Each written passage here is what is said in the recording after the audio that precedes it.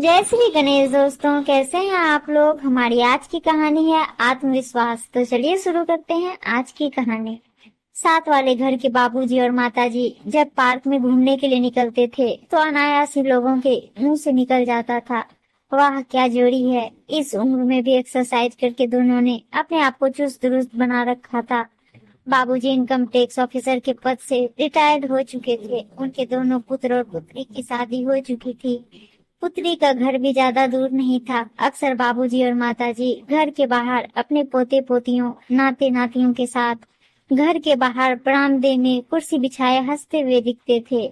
उनका घर वास्तव में सबके लिए एक उदाहरण स्वरूप ही था, क्योंकि इतना बड़ा संयुक्त परिवार तो शायद उन्हीं का ही था। दोनों बहुएं, बेटे और उनके बच्चे अक्सर साथ ही खेलते थे। उस दिन सुबह उठकर जब पता चला कि बाबूजी को रात में ही हार्ट अटैक आ गया और वह इस दुनिया में नहीं रहे, तो सच मानो एक्सरसाइज और तंदुरुस्ती के नियमों पर से तो विश्वास ही उठ गया। ना तो उन्हें कोई टेंशन थी, ना ही वह मोटे सादा खाना खाते थे। इसके बावजूद भी क्रिया वाले दिन तो कोई भी माताजी को देखकर तो पहचान ही नहीं सकता था। उनकी काले बाल सफेद में परिवर्तित हो चुके थे और चेहरे पर झुर्रियां अचानक से। प्रत्येक के बीच में बोलने वाली और हर समय हंसने वाली माताजी दूर से सबको देखकर अपने में खोई हुई हाथ जोड़ती हुई कुछ अलग ही लग रही थी। यह तो बाद में ही पता पड़ा कि उस घर में दो रसोइयां थी और माताजी छोटे बेटे के साथ रहती थी। बाबूजी की मृत्यु के उपरांत बड़े बेटे को बाबूजी का मार्केट के पास बना हुआ एक डुप्लेक्स फ्लैट दे दिया गया, और क्योंकि माताजी छोटे बेटे के साथ ही रहती थी इसलिए उसके नाम पर शायद वही घर हो गया था। माताजी का घर आज फिर से चर्चा का विषय बन गया, वही जो एक समय संयुक्त परिवार की वजह से चर्चा का विषय था। आज घर से जोर जोर से बोलने की आवाज आ रही थी। समस्या जो समझ में आई वह केवल यह थी कि माताजी के छोटे बेटे की सदा से ही अपना अलग से फ्लैट में रहने की इच्छा थी और अनचाहे ही उसे माताजी के साथ इस पुराने घर में रहना पड़ा। और कुछ ऐसा ही हाल बड़े बेटे का था, क्योंकि उसका बचपन भी उसी घर में बीता था और अब उसके पुत्र भी बड़े हो रहे थे। वह फ्लैट में रहना बिल्कुल नहीं चाहता था। शायद बाबूजी ने अपने छोटे बेटे के नाम यही घर कर दिया था। ऐसा उन्होंने माताजी के कारण किया होगा। वह जानते थे कि माताजी छोटे बेटे के साथ ही रहती है। इस बंटवारे में दोनों की नापसंदगी का पूरा असर माताजी पर पड़ा। छोटी बहू अक्सर यही कह देती थी, अगर आप हमारे साथ ना रह रहे होते तो हम उस फ्लैट में आराम से रह रहे होते। अब तो बाबूजी नहीं है और वह फ्लैट भी तो आप लोगों का ही है।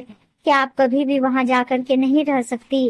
अभी तक केवल संकेतों में कही गई यह बात बेटी के सामने चिल्ला चिल्ला कर भी कही जा चुकी थी। माताजी को अपने ही घर में खाना खाते हुए रहते हुए बेहद पराया सा महसूस हो रहा था। जिस दिन भी बेटी और उसके बच्चे मिलने आ जाते, छोटी बहू पर तो मानो दुखों का पहाड़ ही टूट पड़ता था और साथ में इस बात का गुस्सा भी बढ़ जाता था कि माताजी क्या पूरी जिंदगी सिर्फ उसके साथ ही रहेंगे और उनके आए गए मेहमान वही निभाएगी क्या। फ्लैट में बड़ी भाभी मजे से रहेंगी। तंग आकर माताजी एक दिन बड़े बेटे के पास फ्लैट में चली गई। वहां जाने के बाद भी समस्या जस की तस ही थी। ननद के आते ही बड़ी भाभी जो छूट जाती थी कि आपके पापा ने यह नहीं सोचा कि मेरे दोनों बेटे इस फ्लैट में शादी के बाद कैसे रह पाएंगे। छोटी के तो फिर भी एक बेटा और एक बेटी है। उसकी बेटी के जाने के बाद वह तो आराम से यहाँ पर रह सकती थी। उसके बाद में माताजी भी यहीं बसने की सोचेंगे तो कितनी मुश्किल हो जाएगी। माताजी को रह रह कर बाबूजी की पुरानी बातों में से यह बात बेहद याद आ रही थी। जब एक दिन बाबूजी ने हंसते हुए माताजी को बताया था कि उनके दोस्त के घर में बंटवारे पर बेटों में झगड़ा हो रहा है। उनका हरियाणवी दोस्त उन्हें अपनी भाषा में यही समझा रहा था कि बच्चों की तो यही इच्छा होती है कि ए बुढ़े जो भी तेरे पास में है धर जा और फिर मर जा। सुन करके दोनों इतना हंसे थे कि बस पूछो ही मत। लेकिन बाबूजी का ख्याल आते ही माताजी को याद आया, बाबूजी माताजी को कभी भी कमतर और बेचारी हालत में देख ही नहीं सकते थे। आखिर तक माताजी ने हमेशा लेटेस्ट सूट ही बनवाए थे। मोटापा अपने पर कभी हावी नहीं होने दिया। मुस्कुराहट और आत्मविश्वास की तो उनमें कभी कमी थी ही नहीं। वह अनपढ़ भी नहीं थी, पर ना तो उनका शौक था वह क्यों उलझ के रह गई। उन्हें लगा बाबूजी आज भी उनके साथ हैं और उन्हें माताजी को इस बेचारगी की हालत में देखकर बिल्कुल अच्छा नहीं लग रहा। अगर वह इस उम्र में भी सिर्फ बच्चों के द्वारा रोटी दिए जाने का इंतजार करेगी तो लानत है उन पर। बाबूजी ने अपने होते हुए उसे कभी किसी के सामने झुकने नहीं दिया। अपनी कोई जिम्मेदारी उन्होंने अधूरी नहीं छोड़ी। उनकी बेटी भी बहुत अच्छा पढ़कर सरकारी स्कूल में टीचर लगी हुई थी। उनके लिए भी बाबूजी की पेंशन आ रही थी। हॉस्पिटल में भी उनका इलाज फ्री था। बाबूजी का इतना समय का साथ, क्या माताजी में कोई आत्मविश्वास ना भर सका। जाने कहां से माताजी में इतनी शक्ति आई। उन्होंने अपने बड़े बेटे से कहा, मैं जब तक चाहूंगी इस फ्लैट में रहूंगी, और क्योंकि इस डुप्लेक्स में एक कमरा ऊपर भी है, तुम लोगों की प्राइवेसी और शांति भंग भी नहीं होगी। मेरा अपना कमरा ऊपर रहेगा। अपना खाना भी मैं अलग ही बनाऊंगी। तुम लोगों के द्वारा बनाया हुआ खाना खाकर के ही मैं मानसिक रूप से इतनी कमजोर हो रही हूँ। अगर तुम्हें प्राइवेसी चाहिए तो प्राइवेसी मुझे भी चाहिए। शायद उनके कहने के ढंग में ही कुछ ऐसा होगा कि कोई भी उन्हें कुछ कह ना सका। बस सिर्फ इतना हुआ कि उनका पलंग और थोड़ा सा सामान ऊपर शिफ्ट हो गया था। ऐसे ही एक दिन माताजी ने जब अपने पुराने घर में जाने की सोचा तो अपना ताला लगाकर उन्होंने उस घर में भी अपना खाना अलग ही बनाने की पेशकश करी, क्योंकि उनका ख्याल था कि जैसा खाओगे अन्न वैसा होगा मन। उन्हें किसी के भी द्वारा खिलाया गया खाना मंजूर नहीं था। वैसे भी उन्हें याद है कि बाबूजी अक्सर शादियों में भी खाना अपने घर से ही खाकर जाते थे, क्योंकि बाबूजी का यही कहना था कि थाली में रखा हुआ भोजन हमारा ही हिस्सा होता है, क्योंकि उसे खाने से ही हमारे को शक्ति और संतुष्टि मिलती है। जाने खाना किसने किस भाव से बनाया है। वह माताजी को यही कहते थे कि तुम्हारे हाथ का दिया हुआ खाना मुझे प्रसाद के जैसे लगता है। माताजी अपनी शक्तियों को कहाँ भूल गई थी। अब अकेले रहते हुए माताजी सुबह शाम वैसे ही घूमने जाती थी। बाकी समय अपने कमरे में पूजा पाठ या कुछ भी करती थी। अकेले रहते हुए भी उन्हें हमेशा बाबूजी अपने साथ ही प्रतीत होते थे। शायद यही कारण था कि उन्हें कोई परेशानी आई भी नहीं।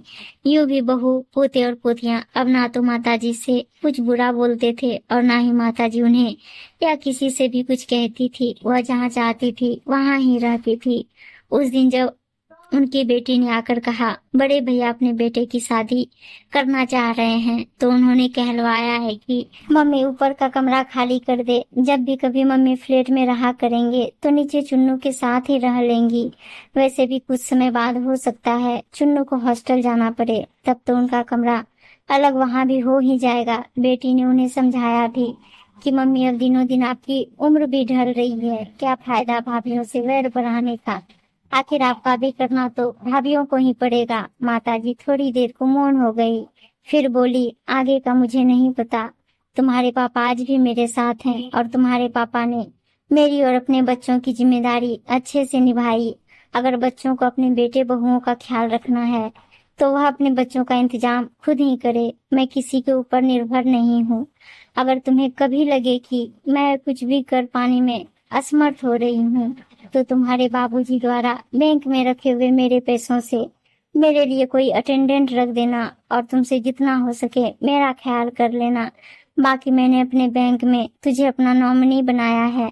तुम्हारे बाबूजी ने अपनी जिम्मेदारी अच्छे से निभाई है। अपना ख्याल मैं भी कर रही हूँ और भाइयों को भी जाकर तुम कह देना कि अपने बच्चों के प्रति जिम्मेदारी वह भी अच्छे से खुद ही निभाए। यह कहते हुए माताजी का चेहरा आत्मविश्वास से जगमगा उठा।